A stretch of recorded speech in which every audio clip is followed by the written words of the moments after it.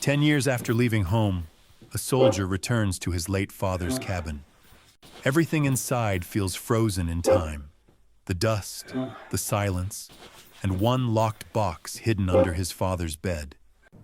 He always believed his father never cared, but when he opens that box, he finds journals, photos, and one final message that will change everything he thought he knew about love. Sometimes, God doesn't show his miracles in thunder or fire, but in quiet moments, in pages written with love, and in hearts that finally forgive. If this story touches your heart, please take a moment to like, share, and subscribe, so together we can spread stories of faith, healing, and the unseen miracles that still live among us. Thank you, and may God bless you always. The wind swept across the lonely plains of Montana, carrying with it the scent of pine and frozen earth. The small town of Red Valley sat quietly at the base of the mountain range, its wooden houses hunched against the cold. A late autumn dusk painted the sky in muted gold and gray, and the distant howl of a coyote echoed through the emptiness.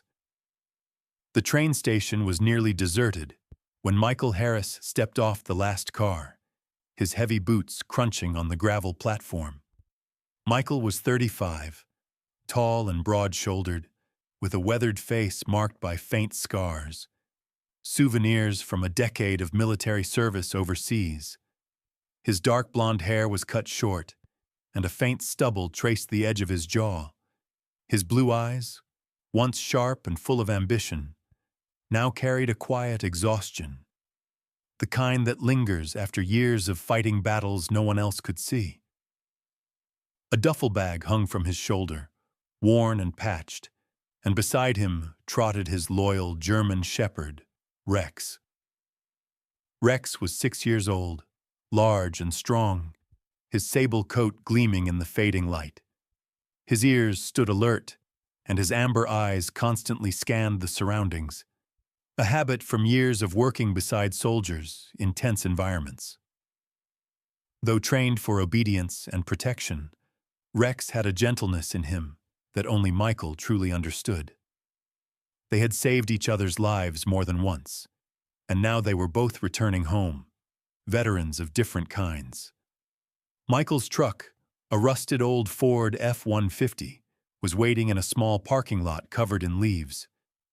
As he drove through the winding mountain roads toward the outskirts of town, he passed familiar landmarks: the old sawmill, the diner where his father once took him for pancakes, and the frozen lake where he used to skate as a boy. Everything looked the same, yet different. The world had moved on without him. When he reached the property, the headlights cut through the mist, revealing the silhouette of his childhood home. The two-story wooden cabin stood near the edge of the forest, its roof sagging slightly under the weight of neglect. The porch railing was broken, the windows fogged with dust. Michael parked, stepped out, and inhaled the cold mountain air. It smelled of pine and memories. Inside, the air was heavy with silence. Dust motes floated in the fading light filtering through the window. The furniture remained where it had always been: the old leather armchair by the fireplace, the bookshelf lined with woodworking manuals, and the small dining table with one missing leg. On the mantel sat a framed photograph of his father, William Harris, a tall, stern-looking man in his late 60s, with gray hair, a thick mustache, and eyes that seemed to see straight through people. Michael stared at the picture. His chest tightened. William had passed away 3 years ago from a heart attack during Michael's second tour of duty. He hadn't made it back for the funeral. His father had been a hard-working carpenter, a man of few words and fewer smiles. Michael remembered him as strict, unyielding, someone who believed in actions over affection. Their relationship had been distant, especially after Michael's mother passed when he was 12. The house creaked as he moved through the hallway, brushing dust off old photo frames. One showed him as a boy, holding a small wooden airplane. Another captured his father sanding a piece of oak, head bowed, light streaming through the window. Those moments now felt like artifacts from a life that belonged to someone else. Rex followed him from room to room, his claws tapping softly on the wooden floor. Michael unpacked his things in his old bedroom, a space that smelled faintly of pine and aged paper. Posters of military jets still hung on the wall, yellowed with time. He sat on the bed, feeling the rough fabric of the quilt his mother had sewn, and for the first time in years, he let the silence wash over him. As night fell, the wind outside grew stronger. The temperature dropped, and the sound of branches brushing against the window filled the air. Michael lit a small fire in the hearth, watching the flames dance. Rex curled up near his feet, ears twitching. Later, while cleaning, he decided to check under the bed for old boxes. As he knelt down, Rex suddenly stood up, tail stiff, and began scratching the wooden floor. "What is it, boy?" Michael asked, leaning closer. Rex kept digging at the same spot, whining softly. The soldier frowned, grabbed a flashlight, and noticed a small crack between the floorboards. He pried it open with a screwdriver from his duffel bag. Beneath the loose board lay a small wooden box, covered in dust, locked with a brass latch. Michael pulled it out, brushing off the dirt. The initials WH were carved into the lid. William Harris. His heart skipped a beat. He sat down on the floor, tracing the letters with his calloused fingers.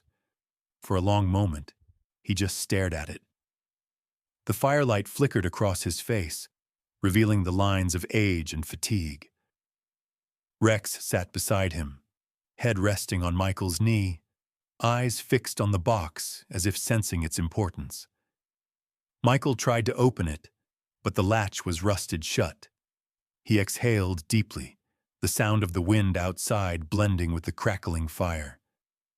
He set the box on the nightstand, next to a faded photograph of his father holding him as a toddler, one of the few times he had seen his father smile.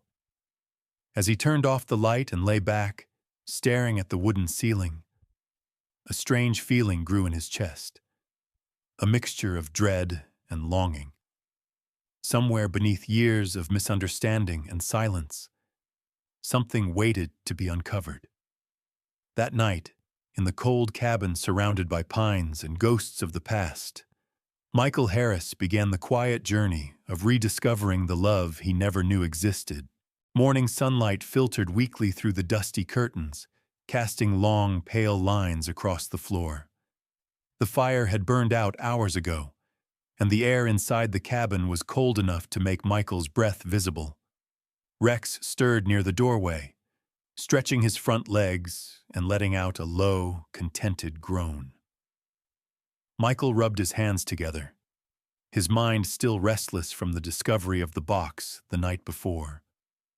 He retrieved the wooden box from the nightstand, setting it on the kitchen table.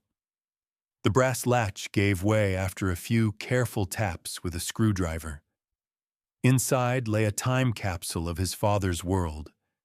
3 thick journals wrapped in twine, a small photo album with a cracked leather cover, and a folded bank envelope yellowed with age. He picked up the first journal. The handwriting was neat, almost architectural, precise lines and blocky letters. The first date was from 25 years ago.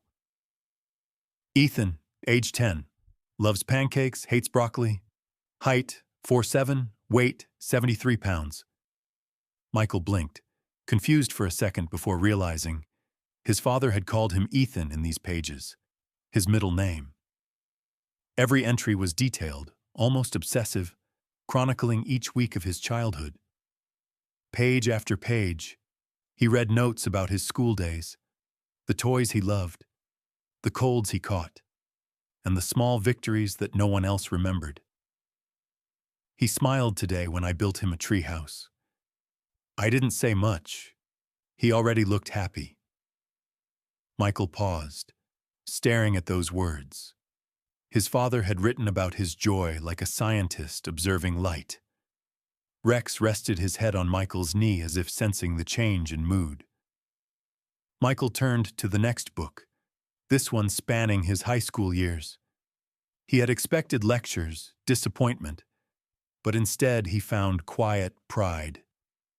He fixed the fence by himself, stayed up until midnight working on it. Reminds me of his mother's stubbornness. The mention of his mother hit hard. She had died young, leaving behind a silence that his father never managed to fill. Michael remembered the day she passed, the way his father didn't cry, just went back to work at the sawmill, cutting wood until his hands bled. Michael had mistaken that silence for indifference, but now he wasn't so sure. There was a knock at the door, sharp but polite. Rex barked once, tail wagging slightly.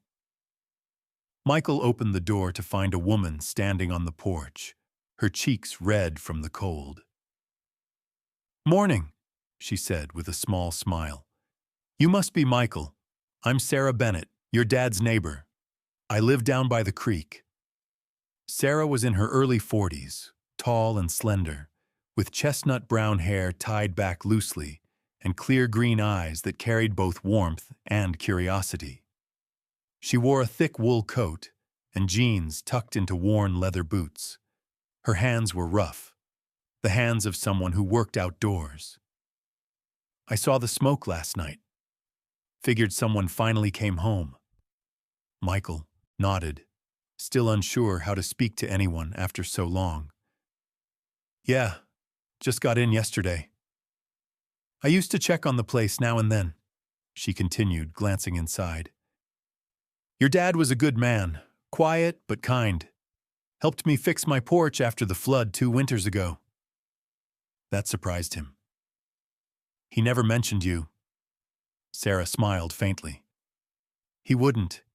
He wasn't much of a talker." She hesitated. "He used to keep this box of photos in his workshop. Always said he was saving them for you. Did you ever find it?" Michael's gaze drifted toward the table behind him. "Yeah," he said softly. "I did." She nodded as if she understood something deeper, then handed him a small envelope. "The post office dropped this off a few weeks after, you know. I kept it. Figured it might matter." She gave Rex a gentle pat on the head before heading back down the steps. "Good to see someone here again," she said. "This house missed its people." When she was gone, Michael sat back at the table opening the envelope. Inside was a deposit receipt. His father had been putting small amounts of money into a savings account under Michael's name for years, long after Michael had stopped writing home. He flipped open the third journal. The pages were newer, shakier, the handwriting trembling slightly.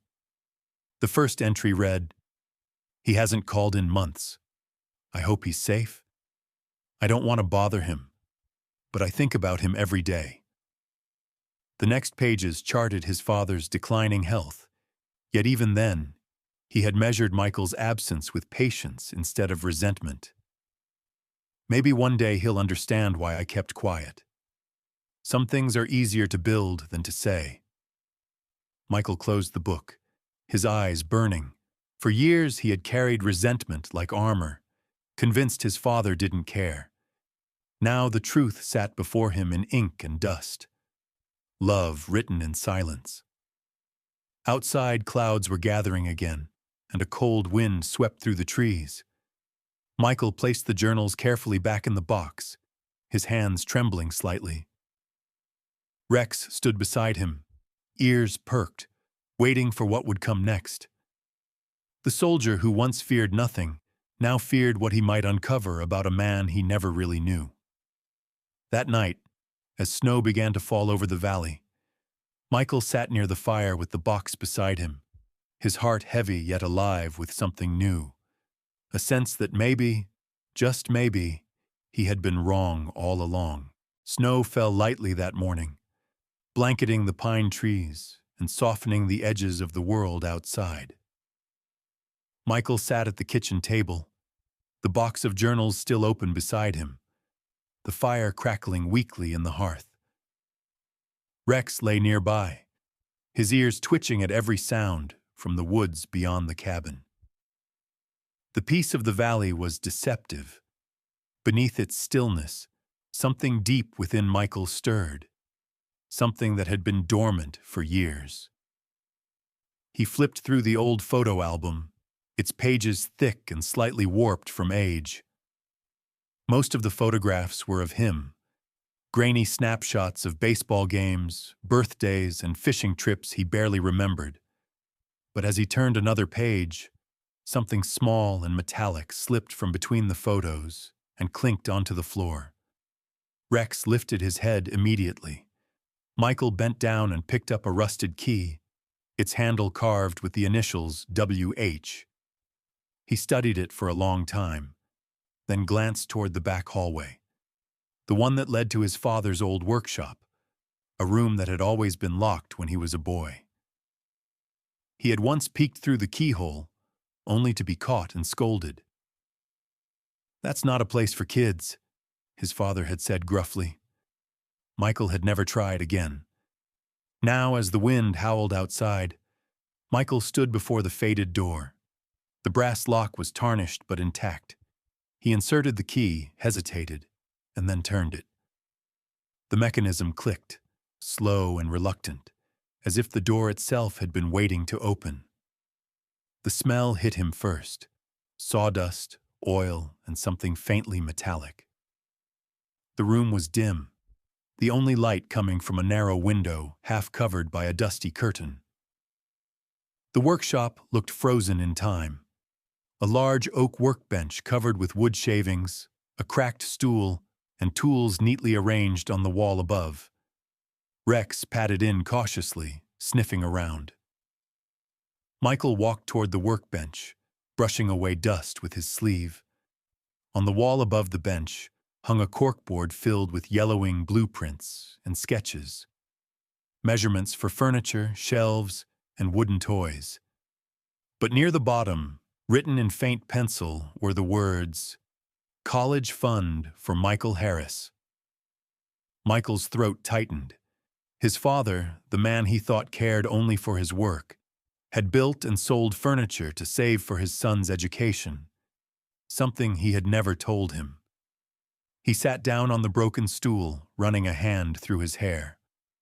On the workbench lay a half-finished letter, its edges curled from time. The handwriting was shaky but unmistakable. "I'm not good with words, never have been. But every board I've cut, every night I stayed up working, it was for you. I just didn't know how to say it." The ink faded at the bottom, as if his father had stopped mid-sentence. Michael closed his eyes, trying to imagine the man sitting here, writing that letter, fighting against time and weakness. As he looked around, something else caught his eye, a small framed photograph leaning against a jar of nails. It showed his father standing beside a much younger woman, not his mother, but someone else. Behind them was a half-built wooden shed. On the back, written in his father's rough handwriting, were the words, "Lena, my apprentice, summer '98. Michael frowned. He had never heard of Alina. Curious, he checked the drawers beneath the workbench and found old receipts and letters, most addressed to Alina Cooper, with a return address just outside town. It seemed his father had taken her on as an assistant decades ago, perhaps after Michael had left for the army. That evening, he drove Rex into town to gather supplies. The roads were slick with snow, and the town was quiet, only a few people moving between the diner and the gas station. At the counter of the hardware store stood an elderly man named Tom Weaver, the owner.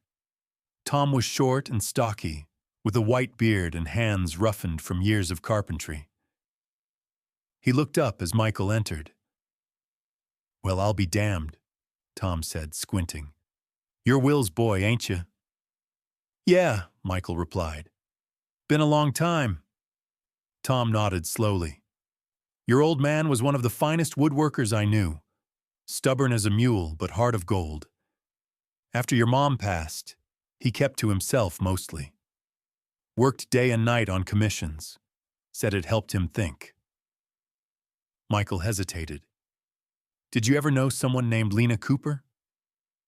Tom rubbed his chin. "Sure did. Quiet girl, maybe mid-20s back then. Worked with your dad for a few summers. Good with her hands. After she moved away, he talked less. Stopped taking new jobs for a while. I think she reminded him of your mother in some way."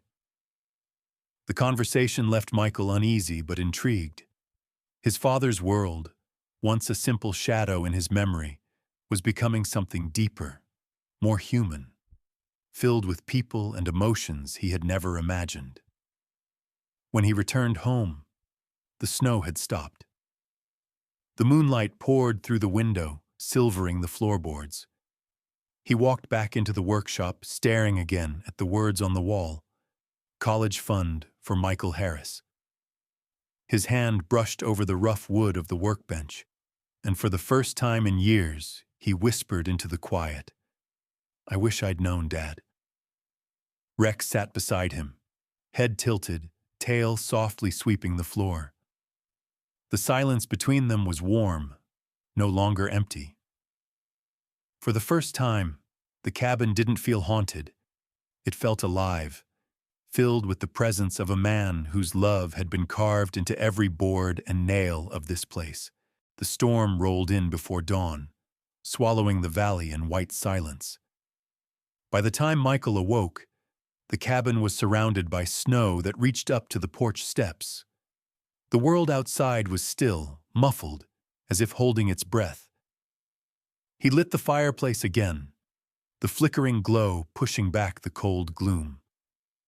Rex lay near the hearth, tail curled around his body, his warm brown eyes following Michael's every move. After breakfast, Michael returned to the workshop. The letter on the workbench was still there, its last words lingering in his mind like an unfinished sentence. He felt drawn to find more, answers that might fill the spaces left blank by years of distance. He went back to the journals, flipping through the pages until he reached the last one, dated just a few months before his father's death. The final journal was thinner than the others, the pages brittle and stained with faint coffee rings. The handwriting had grown weaker, shaky and uneven. The first few entries spoke of small things: the weather, repairs around the house, memories of long-forgotten days. Then, one page stopped him cold. The date at the top was December 14th, the winter of Michael's second year overseas. "If you are reading this, son, I may not be around anymore. I want you to know you've made me proud, even when you didn't think I was watching. I hope you're smiling somewhere. I hope life has been kind. I love you more than anything I ever built." The ink faded after the last word. Beneath it was a trembling signature, William Harris. Michael's throat tightened as he read the sentence again and again. For years, he had built a wall of resentment between himself and the man who had written those words, never realizing how much love had been buried beneath silence and sawdust. He stood, pacing slowly, his hands shaking. The room around him felt alive. Every tool, every dent in the wood, every scuff on the floor carried the ghost of his father's presence. The fire crackled faintly from the main room. Rex padded over, resting his head gently on Michael's leg, his breath warm and steady. Michael sank into the chair, running a hand through Rex's fur. "He really did care, didn't he, boy?" The dog let out a soft whine, pressing closer. A knock echoed faintly through the snow-muted air. When Michael opened the door, Sarah Bennett stood there again, wrapped in a thick green coat, her cheeks flushed pink from the cold. Snowflakes clung to her chestnut hair, and her gloved hands held a small thermos. "You looked like you could use some company," she said with a kind smile. "And coffee." He stepped aside, letting her in. "You're brave driving up here in this weather." She shrugged. "I've seen worse. Besides, your dad used to do the same for me. Brought soup once when my pipes froze. He never said much, but he always showed up." Her voice softened. "I guess that's how he loved." Quietly, they sat near the fire, the room filled with the aroma of fresh coffee and pinewood smoke. Sarah glanced at the box on the table. "You found the journals?" "Yeah," Michael said, voice low. "He wrote about everything, even me. Every inch I grew, every fight I picked. I never thought he noticed." She smiled sadly. "He noticed. I used to see him sitting on the porch in the evenings, carving something. When I asked, he said he was making memories last longer." Michael stared at the flames, the words cutting deep. He reached into the box and pulled out the last journal, showing her the page with his father's final message. Sarah read quietly, her lips parting slightly as she finished. "That's beautiful," she whispered. "He was trying to reach you, even when he couldn't anymore." For a long time, neither spoke. Outside, the storm raged on, but inside, the world felt warmer, gentler. Michael turned to the window, watching the snow drift against the glass. He remembered the last argument they'd had, his father telling him not to enlist, Michael shouting that he needed to find his own path. Those words had been the last they'd ever spoken. Now, the silence between them had turned into something else. Not regret, but understanding. He felt tears well up, hot against the chill in the air. Rex climbed into his lap, the heavy weight grounding him in the present. He pressed his forehead against the dog's and whispered, "Thank you, Dad. I finally get it." Sarah quietly placed a hand on his shoulder. Her touch was steady, unintrusive, the way someone who knows pain learns to comfort without words. "He'd be proud you came home," she said softly. Michael nodded, unable to speak. The fire crackled again, a single log collapsing into embers. He imagined his father's rough hands, the smell of sawdust, the sound of hammering echoing through the walls. Those memories, once painful, now felt like a gift, something he could finally keep without bitterness. As evening came, Sarah stood to leave. "The road will freeze soon," she said gently. "You should rest." Before stepping out, she paused at the door. "He loved you, Michael. Everyone in town knew it. He just didn't know how to say it." When she was gone, Michael returned to the workshop one last time. The lantern light flickered over the workbench. He placed the last journal beside the unfinished letter and whispered, "Goodbye, Dad." Outside, the snow finally stopped. The sky cleared, revealing a field of stars stretching endlessly over the mountains. Inside the cabin, Michael sat by the fire with Rex curled beside him, the journal open on his lap, his father's final words glowing faintly in the light, as if still alive. The morning broke calm and golden after the storm, sunlight spilling over the snow-covered pines that surrounded the old Harris cabin. For the first time since coming home, Michael woke without the weight of resentment pressing on his chest. The world outside seemed brighter, the silence no longer heavy. Rex stretched lazily by the door, his sable coat gleaming in the morning light, tail wagging softly as if sensing something new had begun. Michael brewed coffee on the wood stove, the aroma mixing with the scent of pine and smoke. He looked around the cabin, the journals stacked neatly on the table, his father's photo now cleaned and set upright on the mantel. The man in the picture looked different to him now. Not the strict, distant father he remembered, but someone real. Someone who had loved quietly and worked himself to exhaustion for a son who never noticed. He took the journals and stepped out onto the porch. The air was crisp, biting at his face, but the sunlight felt warm. Rex followed, sitting beside the old rocking chair that used to be his father's favorite spot. The dog laid his head on the wooden armrest, as if waiting for the old man to appear again. Michael smiled faintly. "Yeah, me too, boy." He set the journals on the small side table and opened the one with the earliest entries. The handwriting felt alive, the careful notes of a father who had once measured every inch of his boy's growth, every small triumph. Each page carried a whisper. "I was there, even when you didn't see me." The soft crunch of footsteps on snow drew his attention. Sarah Bennett appeared at the edge of the path, wrapped in a wool coat and a knitted scarf. Her cheeks flushed pink from the cold. In one hand, she carried a small basket covered with cloth. "Morning," she called, smiling. "Brought you something warm, cinnamon rolls.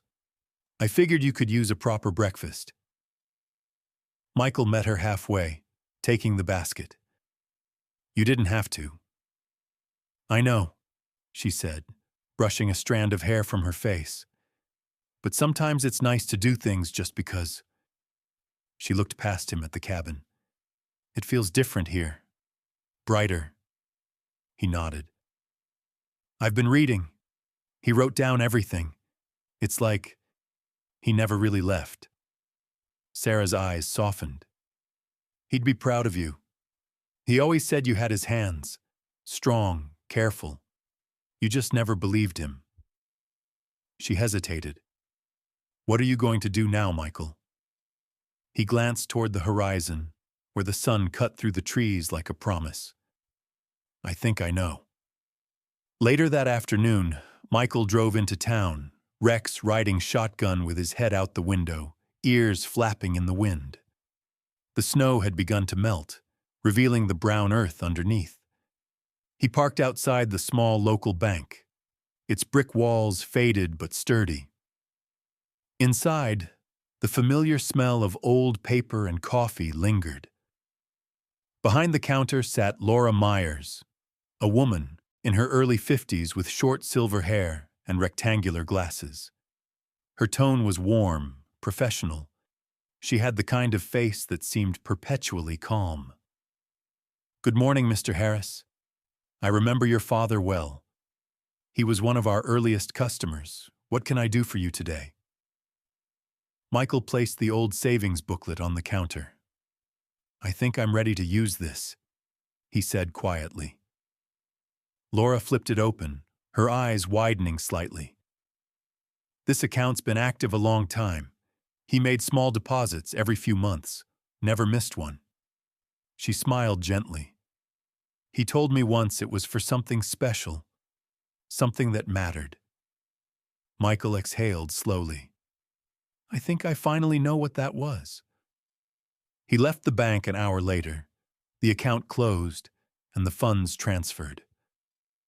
That evening, he stopped by the town's old kennel, a rundown property near the edge of Red Valley. The place had been empty for years, the fences rusted, the signs faded. But as Michael walked through the gate, he could see it. The potential his father must have seen in everything he touched. He imagined rows of clean kennels, a training yard filled with dogs, some retired from service, others belonging to lonely veterans learning to live again. A place of healing for both man and animal. Over the next few weeks, he worked tirelessly. He repaired the fences, rebuilt the kennels, and repainted the small office. Sarah stopped by often with food and supplies, sometimes just to talk. Her laughter began to fill the space that once held only silence. Rex followed him everywhere, proud and alert, as if understanding the mission they now shared. One late afternoon, when the sun hung low and golden, Michael stood at the gate of the newly painted property. The sign read, Harris Haven, Training and Therapy for Veterans and Their Companions. He brushed the sawdust from his hands, his heart full.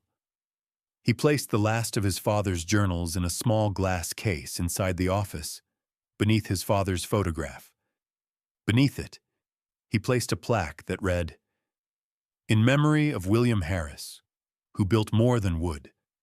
He built love into silence. As twilight settled, Michael sat on the porch steps, Rex lying beside him, head resting on his boots.